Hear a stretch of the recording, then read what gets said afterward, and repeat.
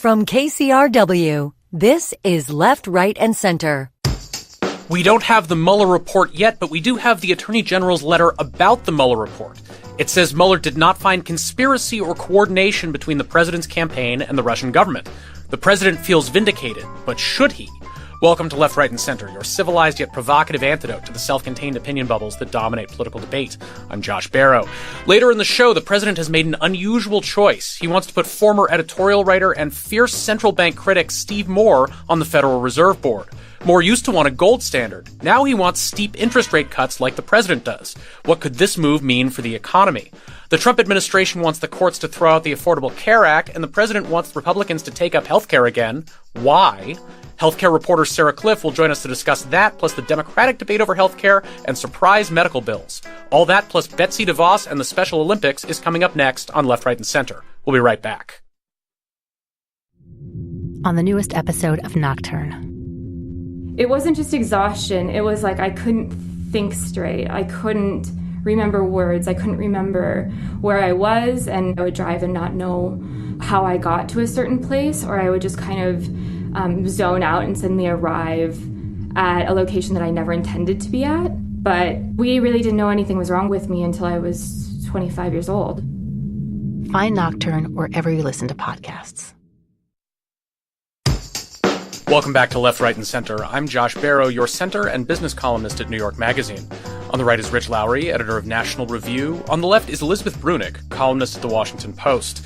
Last Friday, Special Counsel Robert Mueller delivered the final report on his criminal investigation to the Justice Department. And on Sunday, Attorney General William Barr released a 4-page letter summarizing the findings of that report.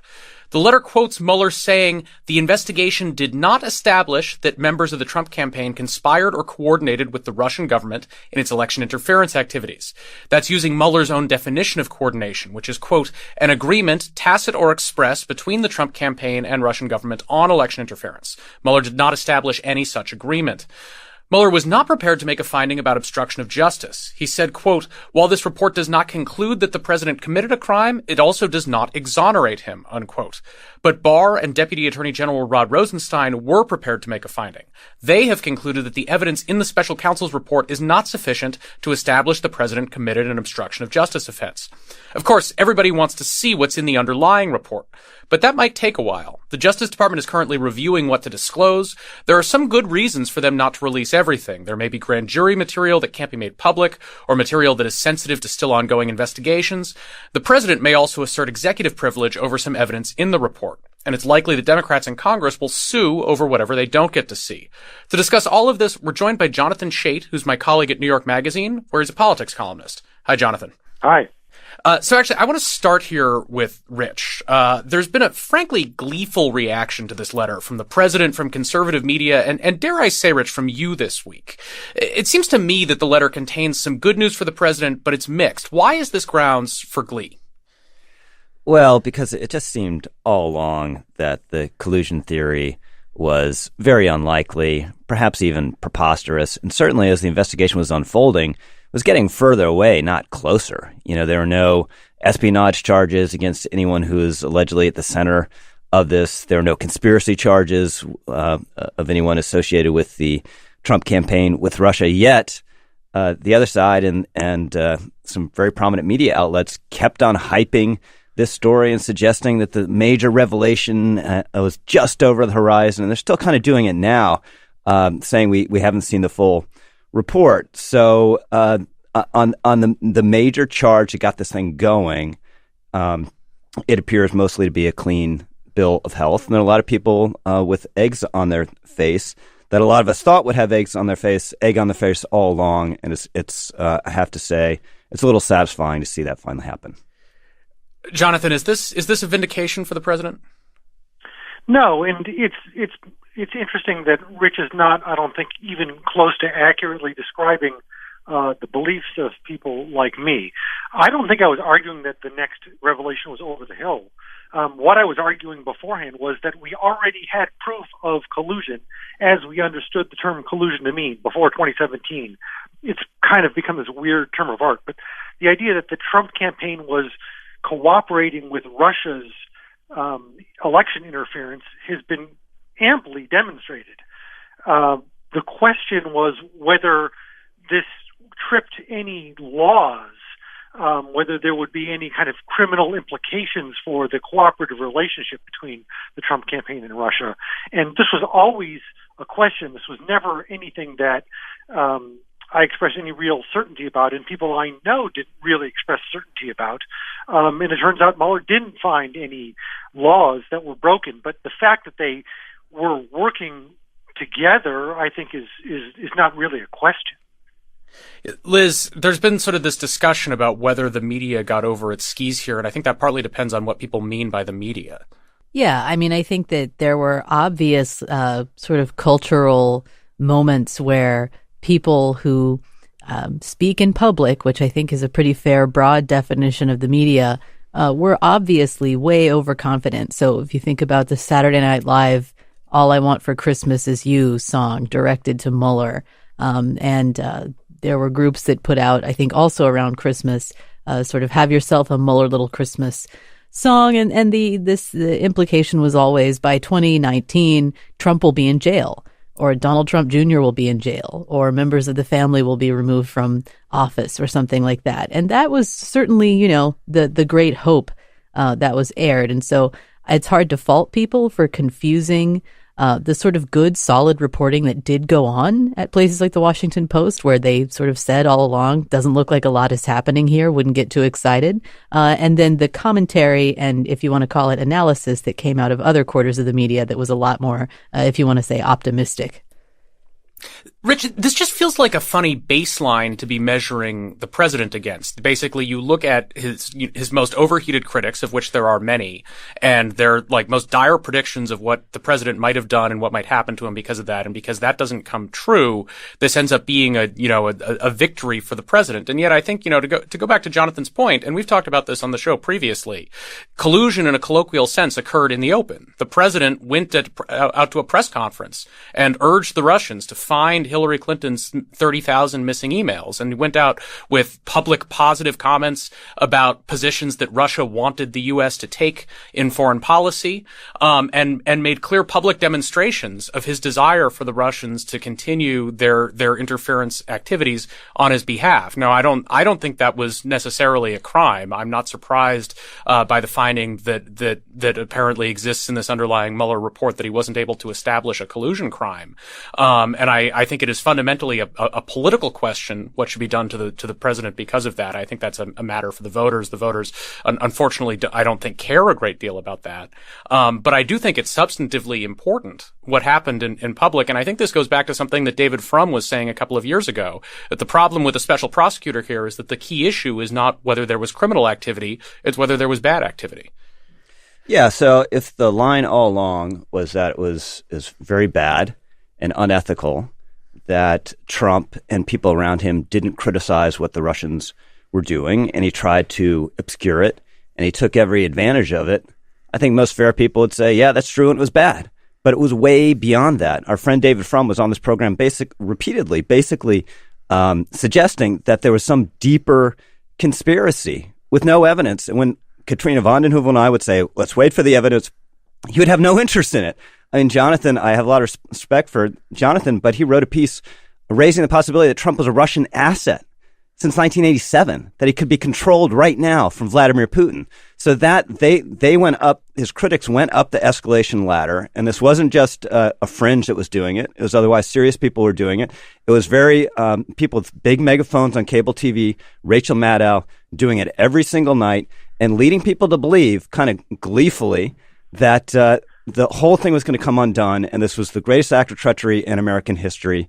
And that never seemed very likely to be true. And now we know it wasn't true. So I just think I'm always in favor, if there had been a conspiracy here, and all along I said there wasn't, I would just say I was wrong. It'd be great if people who were wrong would just say those couple simple words, I was wrong, but there's still a lot of things that Trump did that I believe were unethical or bad for our politics. That's a completely respectable thing. But to pretend that people weren't saying what they were, or that somehow this report is going to ultimately vindicate these insane allegations, I think is really kind of ridiculous. Jonathan, do you want to stick up for your Russia asset piece? I would. And in fact, nothing in that piece has been disproven at all. I've seen a lot of people mocking it and attacking it. I haven't seen anyone point out anything I said in that piece that's actually not true. And what Rich is doing is the same two-step that you described. Everyone said beforehand, collusion isn't a crime. So now that Mueller says there's no crime, they say, well, see, no collusion. That's not what he found. In fact, the idea that Trump is subject to secret, hidden influence by Russia is not even anything that anyone denies anymore. Michael Cohen disclosed that Trump was chasing a several $100 million payday secretly from Russia during the campaign, that while he was formulating his Russia stance, he knew he had to stay on Putin's good side in order to chase this enormous fortune that he hoped to get at the end of the process. That's by itself a massive scandal. That's a source of hidden secret influence by Russia over Donald Trump. So I would say what we've learned since then has vindicated the suspicions that I was raising in that piece. Well, so Jonathan, you still think he could have been a Russian asset since 1987? I don't know how long it goes. There's the relationship between Trump and Russia. Trump has been chasing deals but with like Russia. an asset. I think the problem here is a Russian spy. No. Asset means he's not an agent. He's not working for Russia. He doesn't speak Russia. He's not loyal to Putin. The influence that Russia gains over people operates at many different levels, as I explained in the piece. Sometimes it's just relationships, it's flattery, it's dangling business deals, it's ways of getting inroads in relationships with people, and those relationships do go back a long time. I don't know how long. And you think Mueller just missed this? That's not what this report is about. I think the term asset is a bit of a distraction here, because an asset can be unwitting. There's no there's no particular definition of what it means to be an asset. It's essentially a matter of opinion. It's almost basically an aspersion on Trump, saying that he's under undue influence by Vladimir Putin, which I think is a correct description of him. But I think that's again something that can be established through his public behavior. It's not especially an investigative matter. I want to ask about something that is in this letter, Jonathan, which is it's not just that Mueller didn't find a crime. The letter says that Mueller did not find an agreement, tacit or express, between the Trump campaign and the Russian government on election interference. Now, obviously, we'll see the fuller report at some point and be able to look at that underlying evidence. But doesn't that undercut some things that I think some people were expecting to find back around the time that we learned about the Trump Tower meeting with Natalia Veselnitskaya taking that meeting with the campaign? I do think there was a suspicion by people that there was some sort of tacit or express agreement, even if it wasn't an illegal agreement, between the campaign and some Russian operatives. It would seem that is a bit of an undershoot of what people were expecting if Mueller didn't find any such agreement. I think that's a good point, and I think some people who have looked at that sentence are trying to figure out exactly what it means, because some of the public information we have, we know there was a stream of communication between the Trump campaign and WikiLeaks. And does that count as Russian government, because WikiLeaks was sort of a cutout for the Russian government? And likewise, there was communication between Manafort and Konstantin Kilimnik, who was not really an official representative of the Russian government. He was considered to be a Russian agent by American intelligence, but that's not exactly precisely working with the Russian government either. So people are kind of parsing that sentence and wanting to really see the context and understand it. But it's possible to read it as the way you say. Maybe we will find out that there really was much less understanding between the two than we thought. But we have publicly does show some understanding between the people who were carrying out this attack and the Trump campaign, even though it was working through intermediaries. Liz, it's interesting to me the string that Jonathan is pulling on there, because basically, no matter, even when we get the full Mueller report, it will still be possible to say, here, these are 30 more questions we can ask. There is still more to look into here. And I think there's a bit of a discussion within the Democratic Party right now about how good a use of time that is, how much focus Democrats should be putting on the detail that will be within the Mueller report versus how much they should be trying to move on to other issues politically. Yeah, I mean, the asset discussion is a distraction in a hurricane of a greater distraction, which is the idea that we were ever going to be able to defeat Trump, or the greater phenomenon of Trumpism, by establishing that he personally or someone in his campaign had some sort of agreement, tacit or otherwise, with foreign powers aiming to undermine a free American election. When that was not established by this report, I suspect you lost a lot of public interest in this story. And I think that a continued focus on, but there's still perhaps a sinful corruption of the heart, or maybe an undue interest on Trump's part in Putin's opinion. I'm sure all of that's true, but we're in a grove, and it's never going to be verified. A lot of it seems basically unprovable. And so if we're just going to live in the level of insinuation, I think it's time to look at 2020 and say, we're just going to have to win an election. We're just going to have to win an election. We're going to have to win an election the good old-fashioned way by campaigning against bad ideas, an unpopular president, if you look at his numbers. So it shouldn't actually be that monumentally difficult. And I think that the sort of disproportionate attention to, maybe we'll eventually catch him on some kind of technical foul is probably a waste of time at this point. I think Liz is right. And Republicans went through this in the 1990s with Clinton, and I experienced it myself. It's so seductive, the idea that a scandal and an investigation is going to rid the office of a guy you haven't been able to beat in an election, at least not yet. And the idea that Bob Mueller is going to make it obviate any need to make the public case and go out and win an election is it's really seductive, but it's ultimately a fantasy, especially now, given that it turns out he's not a Russian spy or in any sense coordinated or colluded with the Russians. And I think Nancy Pelosi's basically had the right approach to this all along. Let's make the case against him as a typical Republican and do it on issues like healthcare rather than thinking some enormous revelation is going to come that just ends his administration. But Rich, this is what I find funny about your perspective on this, which is that 7 years ago, Republicans were running a candidate for president whose line about Russia was that it was the number one geopolitical foe of the United States. And then Donald Trump comes along, and I think you have stipulated to the idea that he's improperly solicitous of Vladimir Putin. This report doesn't find a crime related to that, but it is clear that for whatever reason in his public comments that he takes stances on foreign policy that are favorable to Russia against longstanding U.S. interests, contrary to the interests of NATO. And then your focus here is on, he didn't commit a crime, which sort of seems to me like, I would expect less, relief from you about that and more alarm about the substance of what he's doing. If you want to tell me that it's wrong for Trump to have kowtowed to Putin, to have cast doubt on our NATO commitments, I'm all in on that. But also let's acknowledge there are things that where his administration has been sound on Russia, whether it's providing lethal weapons to the Ukrainians to resist the ongoing Russian invasion, whether it's pulling out of the INF treaty, whether it's a number of other things. So if you just want to make a policy case, fine. I'm with you, at least partially on it. If you want to make a moral case against things he said, fine, I'm with you. But that was not the issue. That was not the issue on Rachel Maddow every single night. It just wasn't. Is it not also just a possibility that rather than being corrupted by Russia, simply as, an agent or an asset of Russia of use to the, Russians in the United States, could it not just be that Trump is infatuated by Putin's pseudo-fascist strongman dictatorship?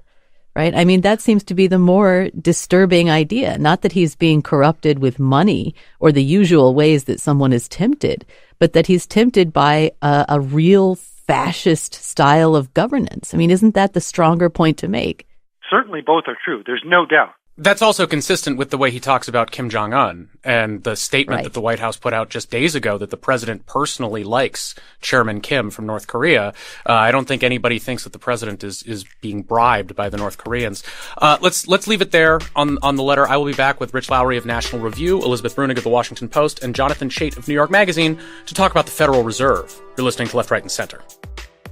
What do you think? Share your thoughts on today's show on our Facebook page or tweet us at LRCKCRW and download the KCRW app to listen to Left, Right, and Center on demand.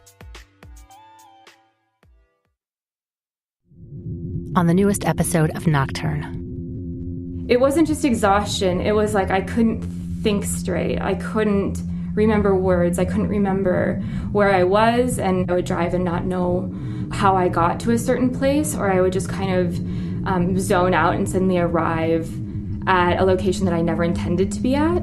But we really didn't know anything was wrong with me until I was 25 years old. Find Nocturne wherever you listen to podcasts. Back again with Left, Right, and Center. I'm Josh Barro of New York Magazine. On the right is Rich Lowry, editor of National Review. On the left is Elizabeth Brunick, columnist at The Washington Post. And Jonathan Chait of New York Magazine is also with us. President Trump said this week he will nominate former Wall Street Journal editorial page writer Stephen Moore to sit on the Federal Reserve Board. Moore, though he's often described as an economist, is not one. He's mostly known for his tax policy advocacy, urging steep tax cuts as the path to economic growth. When he's talked about the Fed in the past, he's historically been an extreme monetary policy hawk. He urged interest rate hikes to fight inflation even in July 2008. As the bottom was falling out of the economy in the financial crisis. In 2015, he said the Federal Reserve should be abolished and the U.S. should go back to the gold standard. But now he's done a 180. He's a dove. He says the Fed has raised rates too much and should cut, which conveniently is also President Trump's view. Moore even urged the president weeks ago to fire the Federal Reserve Chairman Jay Powell and install someone who would cut rates. Those are comments that Moore now says he regrets as he prepares to go to the Senate for confirmation. Jonathan, you've been writing about Steve Moore for years. What do you make of this choice to put him on the Federal Reserve Board? It seems to have been made very quickly because Moore's buddy, Kudlow, recommended him to Trump, and Trump gave it very little thought, knows that Moore wrote a hagiographic book about Trump, and that's all he really needs to know. I think he is frustrated with the Federal Reserve and wants to put a loyalist on there. And I think Moore's lack of traditional qualifications for the job is precisely what qualified him for this position. Rich, what's the substantive defense for this pick? Moore is someone who's been all over the map on monetary policy, doesn't seem to have a clear view on what the Fed ought to be doing. Is this anything other than the president trying to put a political crony on the Fed board to make the policies he wants? Well, I am totally conflicted on this because I've been friendly with Steve Moore probably for 20 years. But this was clearly kind of a very impulsive choice on the part of the president. He knows Steve, he likes Steve, and decided, because Larry Kudlow put an op-ed in front of him from the Wall Street Journal that Steve had co-authored. Let's get that guy on the Fed board. I do think, Steve was just part of this school of thought during the financial crisis and afterwards for a very long time that the Fed should be tighter in the midst of a deflation, which was completely wrong and unfounded. To his credit, he's admitted how wrong he was and now has changed views. I think there are many other people you would have put higher on a list than Steve to get this position, but it's not as though he's being made chairman. Liz, it's interesting the shift that Steve Moore has had on what the Fed should do in line with what the president wants the Fed to do, which is to say cut rates, be easier, do more to boost economic growth. This has put them in line with a criticism of the Fed that you have more typically seen from the left, the voices that have called for the Fed to worry less about inflation, to try to boost employment even more, who reject the idea of that we're coming close to full employment and you ought to raise rates to prevent inflation, that you want to let the economy overheat a little bit. That's been more typically a left point of view. Is it welcome that you have the president espousing that idea and that you have people like Steve Moore now supporting that idea? Or is it worrisome that, that they will change views again when it is not politically convenient for a Republican president to hold those views? Well, right. And I think that Trump's very volatile on this point. And I think that Moore has shown that he cannot be relied upon to be very consistent either. I think also, the points at which to rely on that kind of monetary policy differ among folks on the left. There's some disagreement there. And then I think the greater issue is that, even if you have good stuff going on at the Fed, you can still have on the other side of the ledger really damaging policy coming down from the federal government where it comes to, regulating welfare and so forth. And so I think all in all, even if Moore at the moment is saying things that sound good to some folks on the left in terms of monetary policy, it's all still a net loss. Yeah, Jonathan, part of my concern here is that the Fed has brought this on itself, which is to say that the Fed made some policy mistakes, probably shouldn't have done that last rate hike in December. And I guess the question is, this is yet another example of the fight between the technocrats and the populists. That, the technocrats say, oh, you can't put someone that inexperienced on the Federal Reserve Board. This is the preserve of experts. You need to let experts make these decisions. But then when experts screw up, it's harder to get people to agree on the idea that the experts should be kept in charge of things. Yeah, that's certainly true, that experts should do better because it lends yourself to being taken over by people who are the polar opposite of experts, like Steve Moore. I don't think it's a good argument for having Steve Moore in his position. The real irony about Steve Moore is that he's being described as someone who is a quote unquote expert in fiscal policy in over his head about monetary policy, because the fiscal policy work is what I followed, and it's completely daft. I mean, he's just absolutely bonkers. I started following Moore in the 1990s when he was trying to argue that conservatives were right when they insisted that Bill Clinton's tax hike on the rich would cause revenues to fall. Of course, revenues skyrocketed far beyond all predictions and expectations, and Moore was trying to say, no, we were actually right about this. And almost every prediction he's made since then has been equally incorrect. So it's pretty sobering to think about this actually being the thing he actually knows something about, and monetary policy is what he doesn't know about. We'll leave that there. Jonathan Chait, thank you very much for joining us. Okay, thank you. And now it's time for Tweets of the Week. Sometimes it only takes 140 characters or maybe 280 to distill the spirit of the week. Liz Brunig, what's your Tweet of the Week? From Seattle-based tweeter Robert J. Gross, giving Biden an attitude adjustment is the kind of entitlement reform I'll get behind. Rich Lowry, what's your tweet? My tweet is from someone at the handle AG Conservative, and he's tweeting about an Economist tweet from the publication The Economist that referred to Ben Shapiro as an alt-right sage. And he responded, I don't care what you think of Ben Shapiro's politics. This is a disgusting smear. Ben was the top Jewish online target for the alt-right in 2016. They hate him with a passion. My tweet of the week comes from Ivan the K, who's a finance tweeter. He calls himself the lead independent director of finance Twitter. He tweets about Twitter. Twitter is apparently considering labeling some Trump tweets that violate its terms of service. This seems like a really bad idea, and Ivan says, quote, this is stupid. It's like those warnings that say the following contains graphic material. Viewer discretion is advised. Okay, let's switch gears and talk a little bit about healthcare. The Department of Justice told a federal appeals court this week it will no longer seek to defend the Affordable Care Act in court. A district judge in Texas issued a ruling last year to throw out the entire law, relying on a legal theory that's been widely criticized even by conservative legal scholars who supported earlier objections to the law. That judge's ruling is on hold, pending review by an appeals court and possibly also the Supreme Court. To discuss that, we're joined by Sarah Cliff. Sarah is senior policy correspondent at Vox, where she covers healthcare. Thank you for joining us. Yeah, thanks for having me. How much does this decision by the Justice Department not to defend the law matter in practice? My understanding is that pro-Obamacare states were sort of already taking the lead in defense of the law. Yeah, I think in terms of the lawsuit, it doesn't change a whole lot. You already had this coalition of Democratic attorneys general who had taken over because even before this, the Trump administration was not defending key parts of the Affordable Care Act, things like the mandate, things like the protection for Americans with pre-existing conditions. But I think, viewed in a wider lens, it kind of, you see the Trump administration using this to ramp up its renewed work on healthcare. That I was a little bit surprised this week to see President Trump suggesting to Congress they should start working on Obamacare repeal again. And they're kind of pointing to this lawsuit, saying if this falls, if this goes as we have asked it to go in the court system, that we could be needing a whole new plan. So I think it fits into the context of the debate here in D.C. and has more of an influence there than it does in the actual legal proceedings.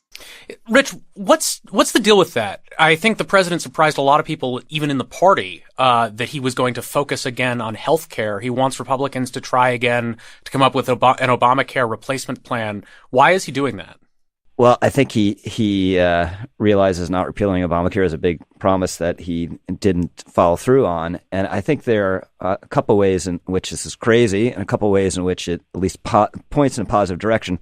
Crazy is the legal theory that an individual mandate now that has no penalty is so essential to the architecture of the rest of Obamacare that if it is unconstitutional, the whole law has to go. I mean, just no serious conservative legal analyst believes that makes any sense.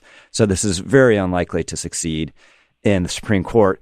What's also kind of crazy is, and it's kind of Mick Mulvaney's, the acting chief of staff's theory. They kind of blow it up, the law, and then you force action in Congress, as though he hasn't noticed that the House is now controlled by Democrats. So they're not going to get any result that they would like, even if there's a deal. But I think Trump's basic instinct that Republicans need to have a health care plan, and it should be a health care plan that makes it easier for people to get coverage and results in more people getting coverage, is absolutely sound. And it's something they should focus on, just not in this way, because it's just likely to lead to more chaos and heartache for them. But they've had years and years and years to come up with a consensus replacement plan for Obamacare, and they haven't yet, and they're not going to do it in the next couple of weeks either. Sarah, I think there's stuff bound up in the Affordable Care Act that people don't even realize is part of that law. I mean, if you throw out the entire law, besides the obvious things like the Medicaid expansion and the insurance subsidies that would go away, what would be the other effects if we woke up and the courts had put us in a post-Obamacare world? I mean, there's so much stuff. Like, this is a law that spans more than 1,000 pages. So I think you're exactly right. That is just a litany of things.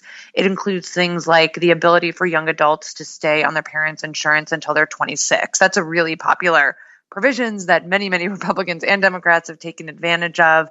It includes a ton of changes to how Medicare pays for health care. So, these are totally aside from the coverage expansion, but it essentially catalyzed this movement towards paying for quality instead of quantity. And then there's all these small provisions that, I think like Rich was saying, just have nothing to do with the individual mandate. Things like requiring fast food chains to post calorie labels. You know how many calories are in your burger. The requirement that all employers provide a place for women who are breastfeeding to pump. It's a wide array of provisions. And I don't even know, how you unwind it at this point. Just last weekend was the 9th anniversary of the Affordable Care Act. This law has been standing for 9 years at this point. And the chaos that would be wrought by trying to unwind that, it seems like something that there's been very little preparation or thinking about how you get rid of those things and, what you're going to tell those younger adults who, can't enroll in their parents' insurance anymore. So it's a very wide-ranging law with many, many, many different parts.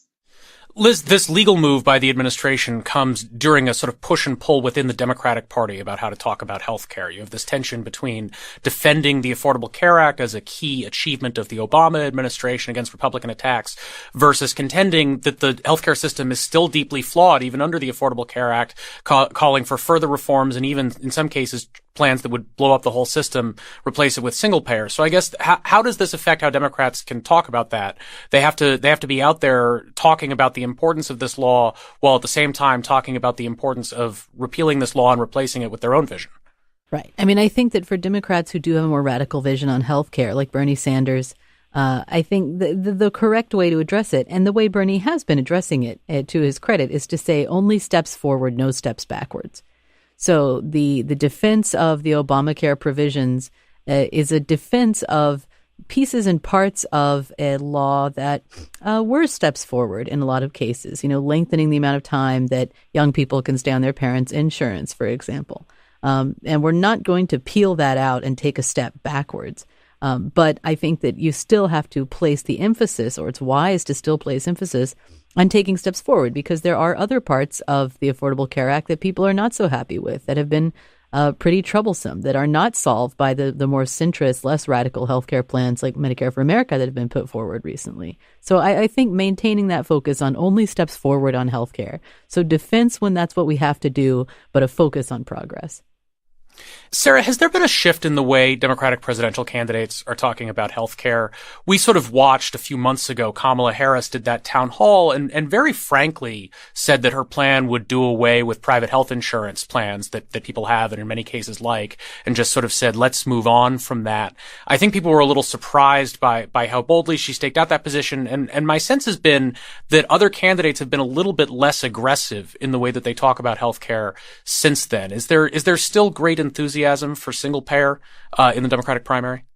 I think there is. And if you kind of widen the lens out a little bit, the thing that is just wild to me is if you look back at 2008, just 12 years ago, this cycle, there was no front-runner Democratic candidate who was running on a single payer platform. It just was not part of the debate or the discussion. Now we're going into 2020 and we have so many leading candidates who have endorsed some version of a Medicare for All plan. Most of them are co-sponsors of Bernie Sanders' plan in the Senate. So I think already things have shifted quite a ways from where they were just over a decade ago. I think part of that, building off what Liz was saying, is that it's this idea of only steps forward and that we want to keep stepping forward, that there is a desire to keep building on the Affordable Care Act, keep pushing past that. But I think now you're seeing candidates get asked some of those harder questions, when you do endorse Medicare for All, questions about what does that mean for employer-sponsored insurance and what does that mean for people who get private coverage. And I think those are ones where you have a lot of candidates who are co-sponsors of Bernie's bill, but also still grappling, with that question. One of my colleagues here at Vox, Tara Golshin, she's a congressional reporter. She recently asked 9 Democratic senators who are not running for president what they thought about eliminating private insurance. And they were quite hesitant on that. They were not really excited to talk about that idea. So I think there is a divide, and I think it's one we're going to see a lot more questions and a lot more discussion about as we get further into this primary season. Rich, I think this is part of why some Republicans have been a little apoplectic about the president's choice this week to center healthcare again, is that Republicans want to run in 2020 and point to Democrats and say they're going to take away your health plan. And now the president is doing something that will make it easier for Democrats to point at Republicans and say, no, they're going to take away your health plan. Right. This goes back to, we've talked about this for years in this program, is just whoever is in favor of a version of the status quo, at least in the private market, is in pretty sound ground and can shoot at the other side for trying to disturb it. So it's kind of foolish to upset the dynamic that was growing hold on the part of Trump, especially given that this legal case will go nowhere ultimately, and no one on the left wants to listen to my advice, but it would continue to be, say you're for Medicare for all, but don't actually endorse a single payer plan that requires ending private insurance. And I think Democrats have had a lot of success over the last 20, 30 years, incremental, salami sliced, just adding people to government programs and expanding government programs. So that would seem the obvious play to me. Yeah, I mean, Liz, when you look at polling on single payer, it just depends enormously on how you phrase questions and what you tell people about the proposals. And in particular, a lot of people who say that they're for a single payer system are under the impression that they'll be able to keep their existing private insurance plan under that system. I think Republicans believe that when they use that line about you're going to lose your health plan, that's going to sap away a lot of the political support. So I guess the question is, if you really want a single payer plan, what is the public message to share about that, to change the way that polling works, so that, when you look at polling from the Kaiser Family Foundation, you don't get a drop of nearly 20 points in support when you inform people that the Medicare for All plan will result in the end of private insurance. I would focus on the fact that what Bernie's plan, what a Medicare for All plan symbolizes, is a movement to stability. So 66 million people separated from a job last year, for example, and those people lost their insurance, whether they wanted to or not, right? If they split off from their employment-sponsored plan. And that's just going to keep happening if we have these employer-sponsored private insurance plans dominating the healthcare market. And there's a way we can fix that, and that is to take this extractive industry, which I think a lot of people conflate with their providers. So I think many people, when they hear my healthcare plan, they think not only Aetna, but my doctor. And the response here is, right, Aetna is an extractive layer that's just pulling money out of the system, acting as a middleman between you and your doctor. What we're going to do is take that unstable component away, create a completely stable component so that if you switch jobs, leave jobs, lose your data, you still have your doctor forever, permanently. There's no point at which your kids are going to phase out or age out. We're going to stabilize this part of your life. I think that's the message. Let's take a break, and when we come back, we will talk about those medical providers and their role in this policy debate. I've been talking with Liz Brunig of The Washington Post, Rich Lowry of National Review, and Sarah Cliff from Vox. You're listening to Left, Right, and Center. Join the conversation on our Facebook page or tweet us at LRCKCRW. Stream all episodes of Left, Right, and Center and other great shows at kcrw.com/podcasts. Back again with Left, Right, and Center. I'm your host, Josh Barrow. On the right is Rich Lowry, editor of National Review. On the left is Elizabeth Brunig, columnist at The Washington Post. And Sarah Cliff, senior policy correspondent at Vox, is also with us. Sarah, I want to talk about some of this very interesting reporting you've been doing on emergency room bills and surprise medical billing. Surprise medical bills are when you go to the hospital and the hospital takes your health insurance, but some doctor who does something for you at the hospital does not take your insurance. And so that doctor sends you some astronomical bill that you're supposed to pay personally. Everybody hates this. Some states have passed laws to deal with it, but states aren't allowed to regulate all kinds of health insurance. So those state laws don't necessarily work for everyone in the state. Now the federal government is discussing some possible solutions. Sarah, why does this even happen? I think people look at this and they just find it to be a completely crazy part of the healthcare system that this is even legal. Yeah, I think it is one of those really frustrating situations where patients just have so little control. You know, one story that sticks in my mind is I wrote about a patient named Scott who lives in Austin, and he was out one night. He was attacked and left unconscious on an Austin street. The next thing he knows, he wakes up at a hospital, and because this is the US, he starts on his phone Googling, it's the hospital network. He finds out good news it is. But it turns out he needs emergency jaw surgery, and the jaw surgeon isn't in network, and he only learns this after he has surgery. And it's just wild to me that, you know, our healthcare system puts this burden on someone who was brutally attacked to, you know, be doing this research and figuring out whether the jaw surgeon at their in-network hospital is also in network with their health insurance. But it just really comes down to the way that American healthcare works, where each health insurance company is negotiating contracts with doctors, with hospitals, and creating these networks. And, you know, there are no rules, there are no laws that say a doctor who works, that doctors and hospitals have to make their networks match. So you end up with these surprise bills that I've been writing a lot about, that Kaiser Health News has been writing a lot about. But we are seeing interest in fixing this on Capitol Hill. There is a kind of growing debate and consensus. And I will say this is one area where you see bipartisan work on policy solutions that could fix this, largely modeled off those state laws that you mentioned, Josh, essentially creating a national version of one of those laws to protect more of us. Rich, usually Republican talking points around healthcare focus on consumer choice and competition. You want, you know, savings accounts so people shop around and impose price discipline on providers. This is a part of the healthcare system where that doesn't work, because we're mostly talking about emergency care here. People are taken in ambulances to hospitals not of their choosing and then get billed later. So it seems, to Sarah's point, that even Republicans in Congress are recognizing that this is a problem requiring a regulatory solution rather than a market solution. Yeah, so our healthcare system, the pricing is kind of insane, and hospitals are at the center of that. They're underpaid by Medicare. They make it up in other ways. And it's also, frankly, a symptom of the fragmented insurance market. So the conservative healthcare wonks would prefer a consumer-driven system where everyone owns their own insurance rather than the current fragmented market we have. But it's the market we have.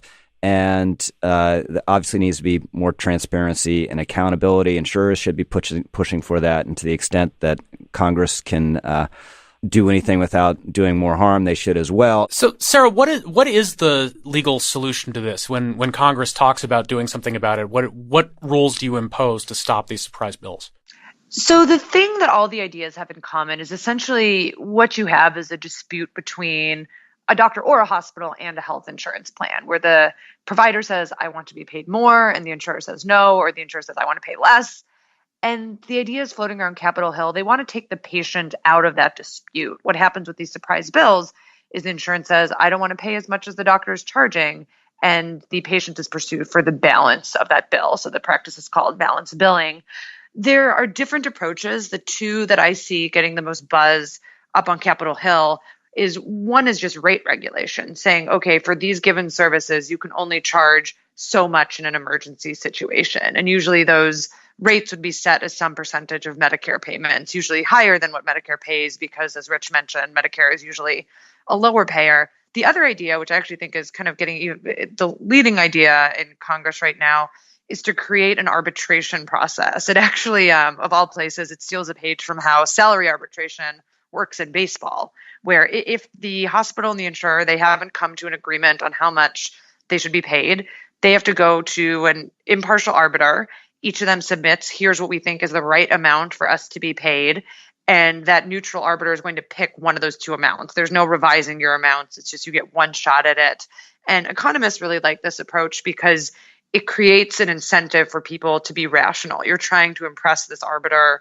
You're trying to get them to pick your amount versus the other one. So you're not going to go super high or super low because then you're going to lose this arbitration process. Sarah, when you've been collecting emergency room bills from people all over the country, and in addition to things being often shockingly expensive, it's also just that the price that people are being charged for given things varies enormously from hospital to hospital and patient to patient. And I sort of assume if you run a hospital, you have to get a correct mix of high and low price procedures in order to cover all of your expenses. The part of the revenue model is that some people will pay a lot so that other people can pay less, and ultimately the hospital can cover its bills.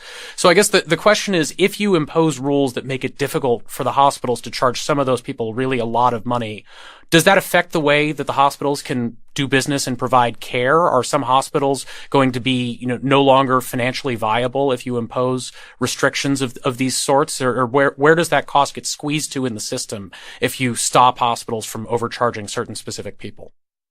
Yeah, I think that's an interesting question, and it's one that is, I think, a serious question to think about with something like a rural hospital that might be one of the only providers for miles and miles. If we move to a Medicare for all system, you'd have to be quite careful about how you were regulating the prices in order to get a good mix that, creates the incentives for hospitals to keep operating and doctors to keep operating while not, allowing the high charges that we have right now. It's been fascinating to me. I've been reading so many emergency room bills. We have about 2,000 that have been sent to us. I think I've read about 1,400 of them at this point. And, I think you're right, Josh, that there is this variation in how hospitals charge for things, and it's just all over the map. There is this mix of high and low, but there isn't like one coherent strategy. One of the things that I see a lot that drives this home for me is I see the cost of things, that you can buy in the drugstore, like a pregnancy test or ibuprofen, and the price just varies wildly from one hospital to another. At some hospitals, a pregnancy test might be a few bucks. And then I saw, a $400 pregnancy test at a hospital in Texas. And it's just, I'm sure there is some calculation going on in some, revenue office of this hospital of why this pregnancy test costs $400, but it is just so opaque and hard to understand, why something that at CVS you could buy for a few dollars, why the price varies dramatically from one hospital to another. Rich, it just feels like we're going to have this conversation more intensely over the next few years. The Democratic field is shaping up such that the next president intends to do some more or less incremental or transformative change on the healthcare system. You talk about, the Republicans had years to come up with a plan. They haven't yet. So what is the Republican role in that discussion going to be? Is the president's order to Congress that they should go back and come up with something? Is there anything there for them to put forward? There are people who have various plans, but there's never been a consensus on any of them, in part because there's some people who just have zero interest in replacing Obamacare. They just want to repeal it. And then there are various difficult trade-offs you have to make and concessions to reality you have to make that people are more or less comfortable with. So this is really something where it would help a lot to have the president leading on it rather than just saying, oh, guys, we really need to do this. Please come up with something, which is just unlikely to result in any coherent, unified plan anytime soon. Liz, do you worry at all? The last two Democratic presidencies, the president sort of spent the first 2 years of his presidency mired in the healthcare debate, and Bill Clinton ultimately failing to get anything significant done. Barack Obama dragging the Affordable Care Act over the finish line in the end. Is that the right place to spend political capital in the first 2 years of a presidency? Do we want a third Democratic presidency focused on healthcare? It's rough, right? But at the same time, those political battles I think we've learned from, and the dissatisfaction with the way the healthcare system works has increased accordingly because of these very public political battles, which creates the sort of mandate that a president needs to repair or, in the case that I would prefer, really sort of radically revamp America's healthcare system. So are there risks? Are there drawbacks? Of course there are.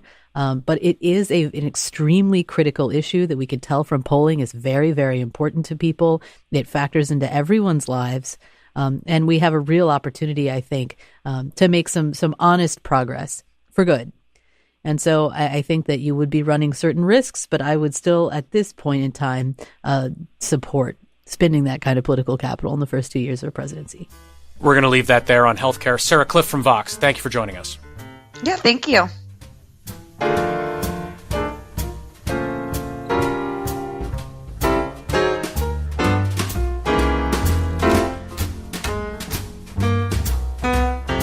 We've reached that time once again for our famed left, right, and center rants featuring pet peeves from across the political spectrum. Liz Brunig, what's your rant? As we have more and more diverse Democratic candidates, there's going to be some sort of unfortunate engagement in what people call the oppression Olympics, trying to figure out which Democratic candidate accurately represents the most oppressed class the best. I think we should avoid this at all costs. I think it's a terrible dead end. I think it's a way to get groups that should be cooperating together in the Democratic Party infighting instead of supporting good candidates. So since we have an extremely diverse slate, let's just take that for granted, say it's a very good thing, and support the candidates with the best policies. Rich Lowry, it's your soapbox. It was easy for me to be skeptical of the Russia collusion story as someone who's hoping the best from Trump. It was much harder for commentators on the left to buck the tide of hysteria on their own side, but the likes of Glenn Greenwald and our friend Katrina vanden Heuvel did it consistently. Independence of thought is always a valuable quality, and never more so than in our tribal time when even otherwise serious people are losing their minds. For my rant, Education Secretary Betsy DeVos got a hostile reception in Congress this week because of her budget proposal to eliminate government support for the Special Olympics. She released a huffy statement complaining about media coverage of this, but the statement admitted the substance is true. Her department is proposing to zero out Special Olympics spending. She says because the Special Olympics is very good at raising money privately and doesn't need the government's support. This is DeVos's own budget proposal. And it's a budget proposal that Congress is going to summarily ignore, as it routinely does with presidential budget proposals. They go straight into the garbage. So if you have an idea that's very unpopular, like defunding the Special Olympics, and you don't want to talk about your very unpopular idea, and you know Congress is going to ignore your very unpopular idea, why did you propose it at all? That's all we have time for today. I want to thank Rich Lowry, Liz Brunig, Jonathan Chait, and Sarah Cliff. Left, Right, and Center is produced by Sarah Fay. Our technical director is JC Swadek. Katie Burskins and Colin Cab Washington are our production assistants. Todd M. Simon composed our theme music. I'm Josh Barrow. Thanks for joining us, and tune in next week for more Left, Right, and Center. Download and subscribe at kcrw.com/LRC, the KCRW app, or wherever you find podcasts. Left, Right, and Center is produced and distributed by KCRW.